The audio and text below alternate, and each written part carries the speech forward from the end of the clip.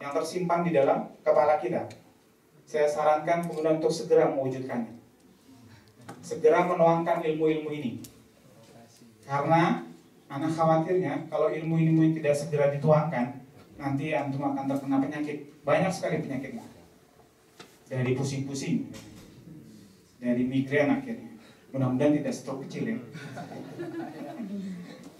Ini akibat memang sering banyak hadir dalam acara seperti ini. Ya. Sudah hangat pemikirannya, sudah semangat, tiba-tiba terbentur dengan realitas, akhirnya menjadi dingin lagi. Gitu ya. Tidak terwujud, akhirnya banyak faktor-faktor kejiwaan yang mengganggu.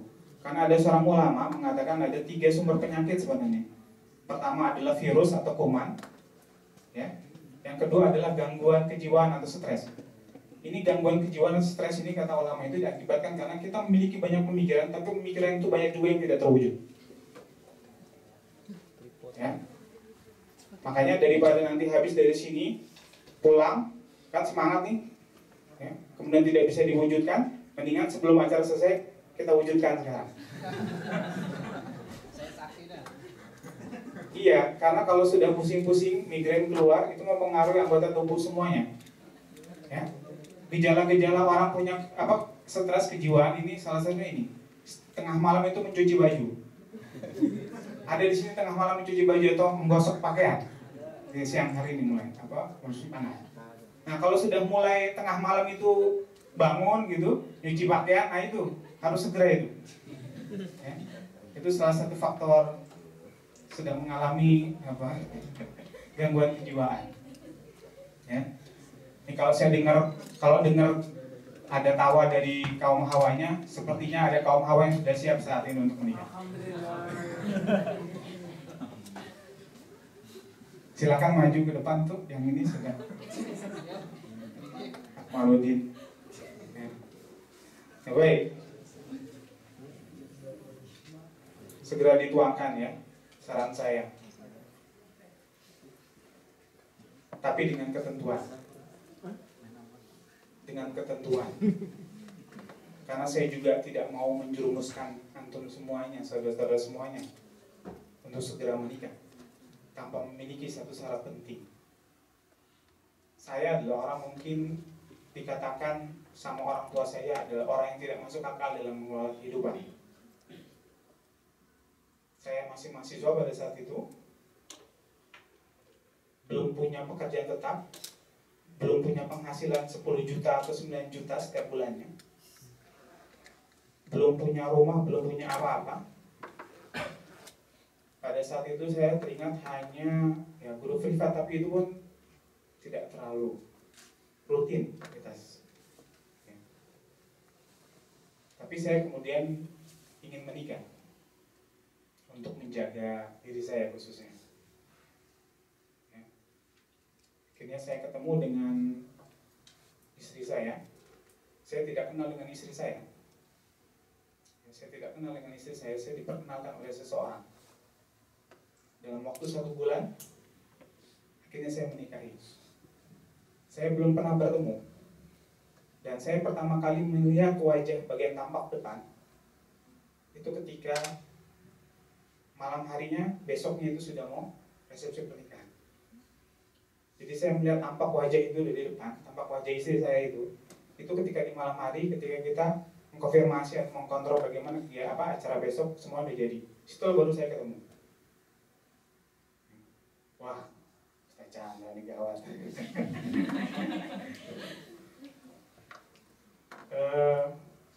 Maka saya bilang, ketika menikah dengan syarat ini antum sudah punya semua, maka menikahlah sebenarnya.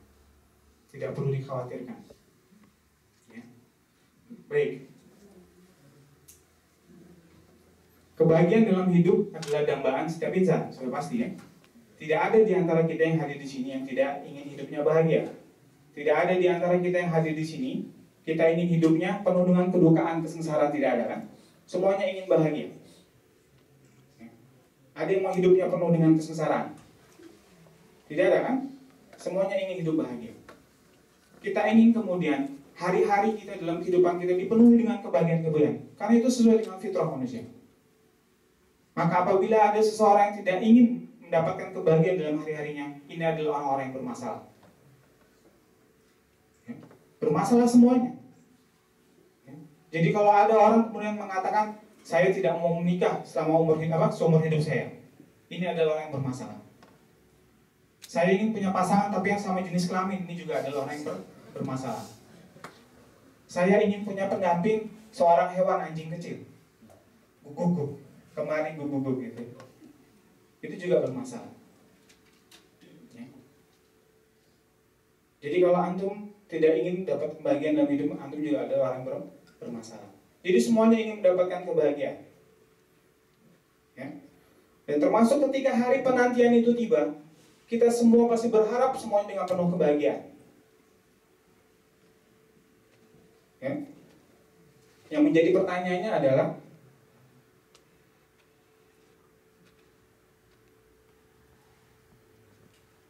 apakah kemudian ketika hari penantian itu tiba, dipenuhi dengan bahagia atau sebaliknya? Nah, ini yang menjadi fokus kita. Dan ingatlah bahwa kebahagiaan itu sangat tergantung kepada diri-diri kita semuanya. Kebahagiaan kita itu sangat tergantung kepada kualitas keimanan kita.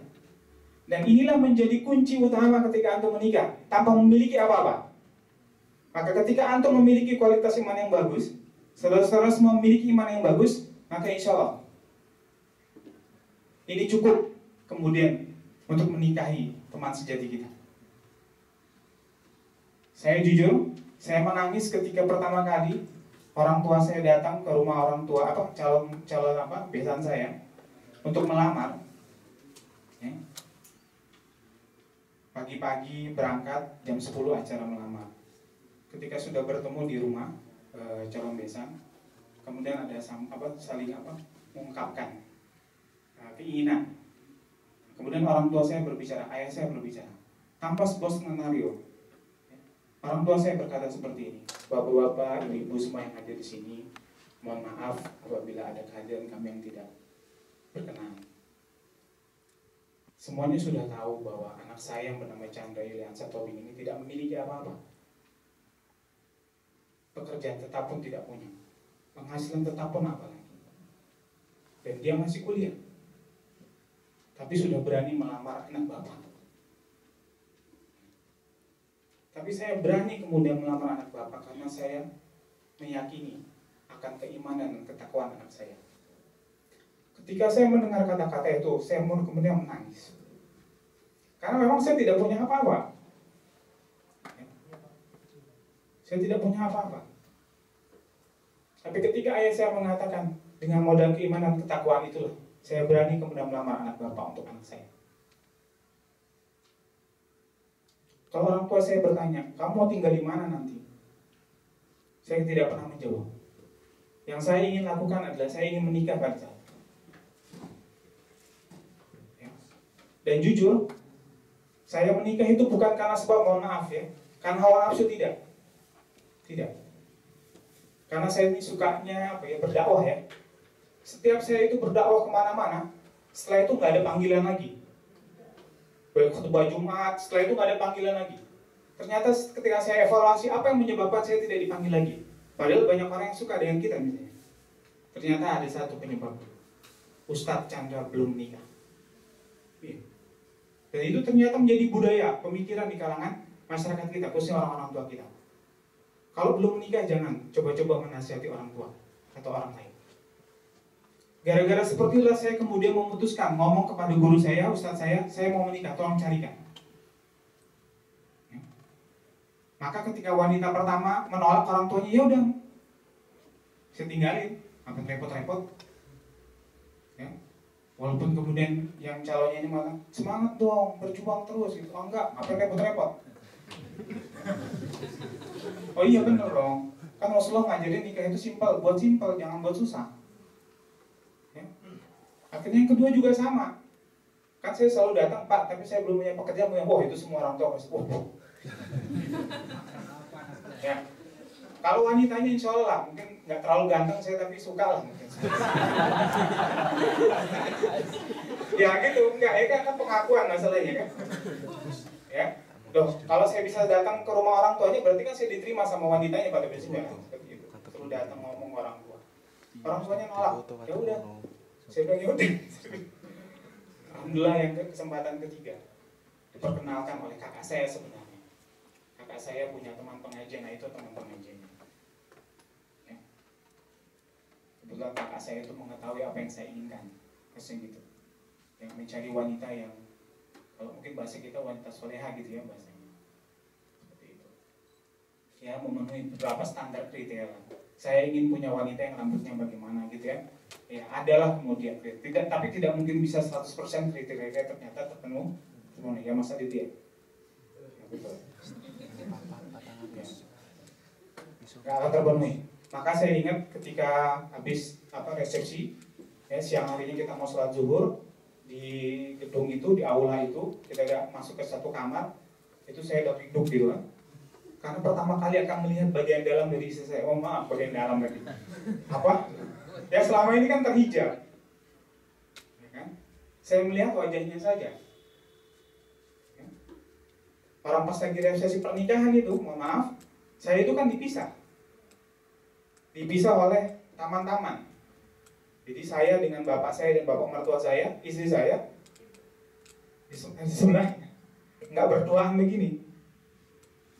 Wah kalau berdua mungkin saya lupa sama itu. Ngapain? Munjuk undangan. Kangen aja lah pokoknya silakan lewat katanya. Ya. Lewat dulu kan. Yang penting jangan lupa ampaunya gitu. Ya saya berpisah. Jadi waktu akad nikah saja saya juga tidak berdua dengan istri saya. Ya. Jadi saya ketemu kapan? Melihat wajah istri saya malam hari. Besoknya sudah mau menikah. Udah nggak masuk akal hidup orang seperti ini kan? Ya, baik. Sampai mana? Saatnya kita menikah. Ya, akhirnya kesempatan ketiga insya Allah diterima sayanya. Ya, jadi kakak menawarkan. Memang semua kriteria tidak ini. Dan ketika di hari itu pertama kali saya tuh udah duduk, ketika ingin istri saya membuka jilbabnya. Kan nanti disunahkan kan sebelum kita berhubungan dengan istri kita, ya disunahkan untuk kemudian sholat sunnah, terus memegang ubun-ubunnya, gitu ya, seperti itu sambil mendoakan. Itu sunnah yang dilupakan ya. Itu ketika pertama kali membuka itu, saya kata ya Allah bincang nggak ya? Habis ketika waktu ta'aruf, saya ikut proses ta'aruf juga. Itu ketika ta'aruf juga sama, dihijab kan, di balik tembok. Di tengah-tengahnya ustazah dan ustadznya. Ya, ini ustazah kan di pintu, kita di tembok. Dibalik. Ya balik-balik gitu ya, nggak ketemu juga.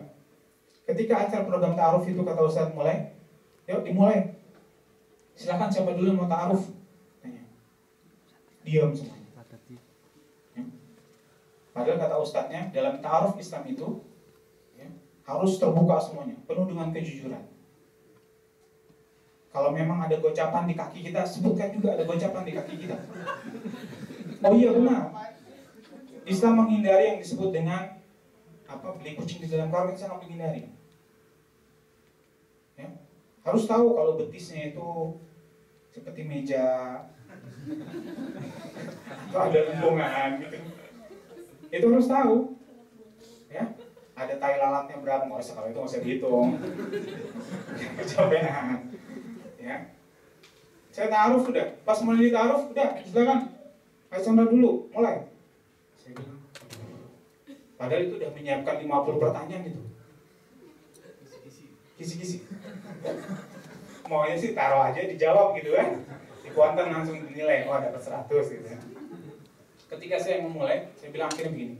Oh udahlah, saya sikos saja, saya percaya saja sama calon istri saya. Saya ngomong gitu akhirnya. Saya bilang saja, yaudah silakan sekarang Murli ya nama istri saya. Istri saya juga sama ngomong, yaudah saya juga sikos sama beliau. Akhirnya tidak ada taruhnya, tanya jawabnya nggak ada, taruhnya ada, tapi tanya jawabnya nggak ada akhirnya. Wah ini semakin aneh lagi udah, ya seperti itu. Nah kita ketika membuka itu banyak hal dan dari hidup lah semuanya ya. gejolaknya banyak seperti itu ya. Nah baik, ketika dibuka dan kita harus menerima ya. Dan menerima ini kita akan mampu kalau kemudian kita memiliki kualitas keimanan yang baik. Ini kuncinya cuma sederhana. Jadi kalau menikah itu iman saja. Gak perlu uang 30 juta, gak perlu uang 200 juta. Ya kalau mau ngadain resepsi pernikahan yang besar silakan, butuh uang ya, tapi sesungguhnya menikah itu kata Rasul simpelkan saja, mudahkan saja ya. Seperti itu.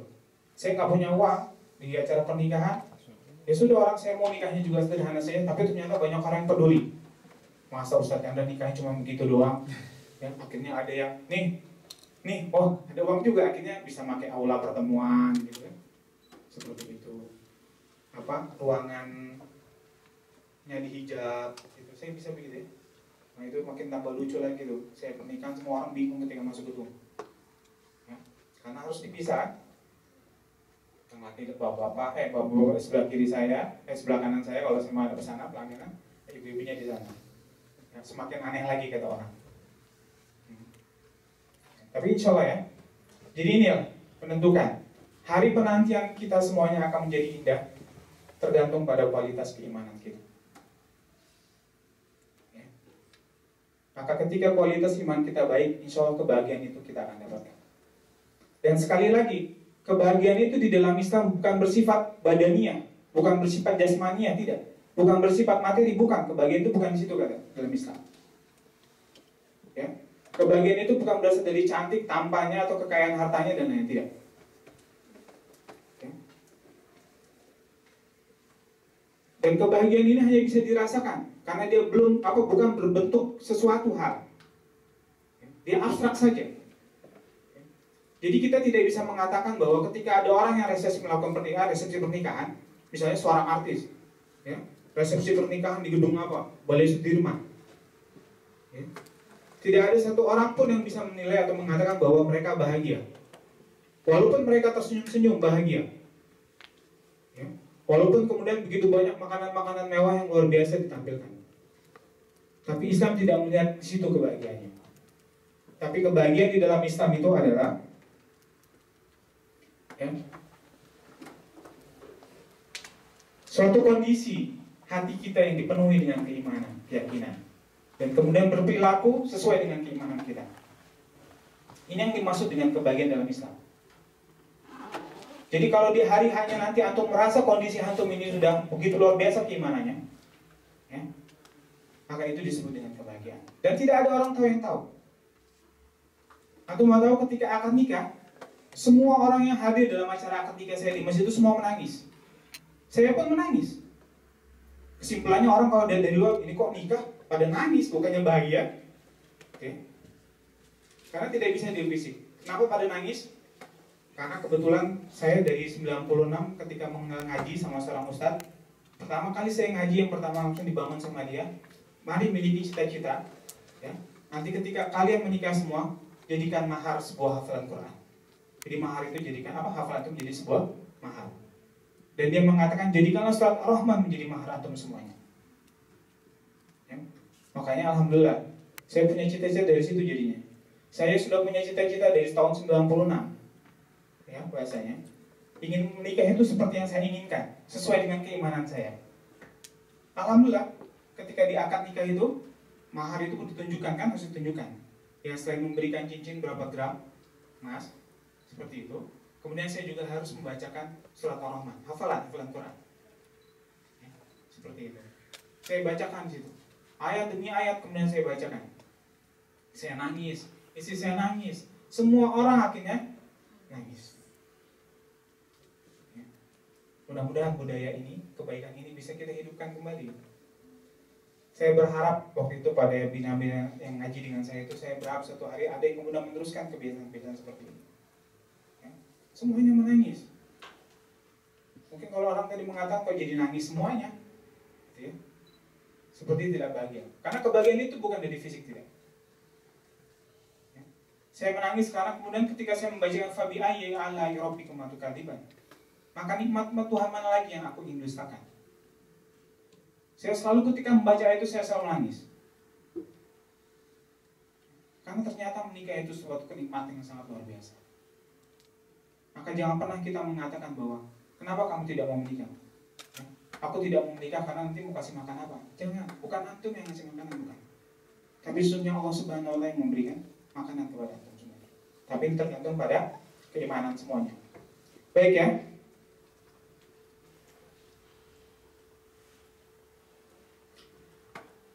Nah, karena tadi kita temanya ingin menuju sana, jadi kuncinya cuma satu ya. Apa? Iman. Itu udah modalnya. Ya. Jadi saya selalu mengatakan sama. Ada binaan saya kemudian datang, apa yang ngaji dengan saya? Ustaz, saya mau menikah. Terus saya lihat, aduh, ibadah kamu cuma segini, udah tahan dulu, sabar.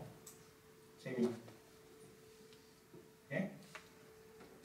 Walaupun kemudian seorang ini orang tuanya kaya, saya bilang sabar dulu. Ya. Bahasanya kalau bicara mau kasih makan apa ya, makan nasi lah, nggak apa, kalau uangnya ada, pekerjaan ada. Tapi saya mengatakan tidak, ditahan dulu. Kenapa Ustaz? Karena saya melihat amalan ibadahmu itu begini aja. Seperti itu. Ya. Jadi bagaimanakah seorang dapat merasakan manisnya iman? Hawalatul iman. Ini kuncinya. Jadi kalau antum, ini bukan yang melarang antum menikah, tapi kalau mau menikah silakan ya. Seperti itu. Tapi saran saya, kalau menikahnya ala saya, ini harus modalnya seperti ini. Ya walaupun banyak uang juga nanti juga harus punya modal seperti ini. Ya, hawalatul iman seperti ini. Ya.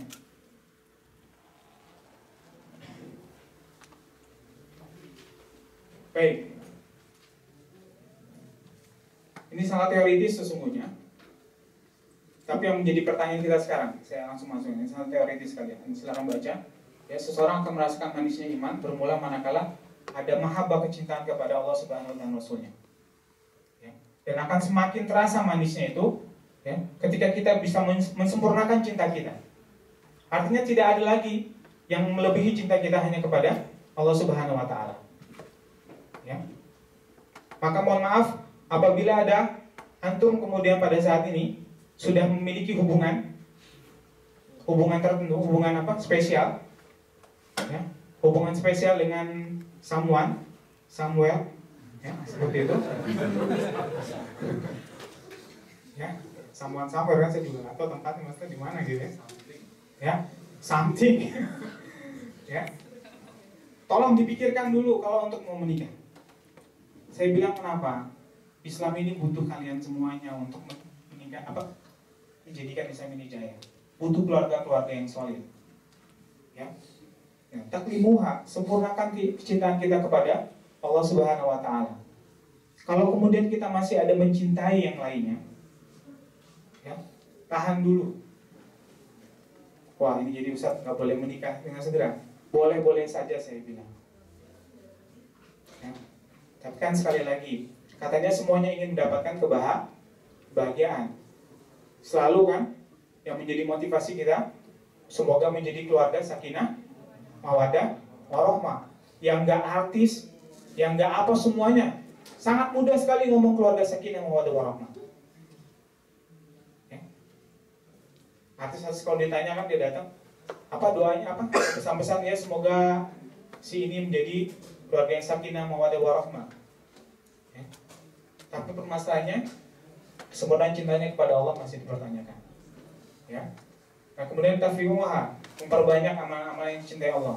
Saya mau tanya juga, ya, saya dari tahun 96, mungkin sebelumnya juga, ya, dulu saya SMA juga pernah aktif di Rohis dan seperti itu. Ya. Saya dulu untuk menikah di tahun 2002, ya, saya punya kebiasaan. Satu, tilawah Al-Quran itu 1 juz per hari. Ya. Jadi insya Allah, ya, kalau di Jepang ini 1 hari cuma setengah juz. Gak tahu kenapa. Padahal saya tanya kan udah jelas ini. Ya. Saya dulu ya, 1 hari 1 juz. Berarti 30 hari insya Allah selalu khatam dengan khatam Quran. Bagaimana dengan kita? Oh jadi nggak bisa baca apa? Nggak jadi nikah nih Ustaz? Enggak, silahkan menikah. Ya, seperti itu. Kemudian saya punya kebiasaan, ya, kebiasaan juga dulu masa muda. Waalaikumsalam. Punya kebiasaan, alhamdulillah, sedikit tidur di malam hari. Bukan begadang. Iya, betul bahasanya, begadang. Saya punya punya kebiasaan. Hampir hari-hari malam-malam saya, di sepertiga malam saya, selalu saya sempatkan untuk bisa berdiri, untuk menghadap Allah Subhanahu wa Ta'ala. Bagaimana dengan kita? Ya. Oke. Saya punya kebiasaan kemudian saum sunnah Senin dan Kamis. Sampai saat ini alhamdulillah di Jepang pun masih bisa menghidup. Bagaimana dengan kita?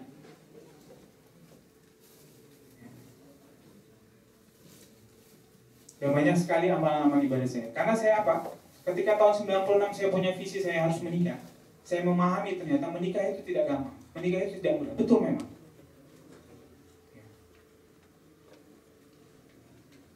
Apalagi kalau kita tidak punya keimanan, maka menikah itu menjadi susah, menjadi sangat ketakutan kita untuk menikah.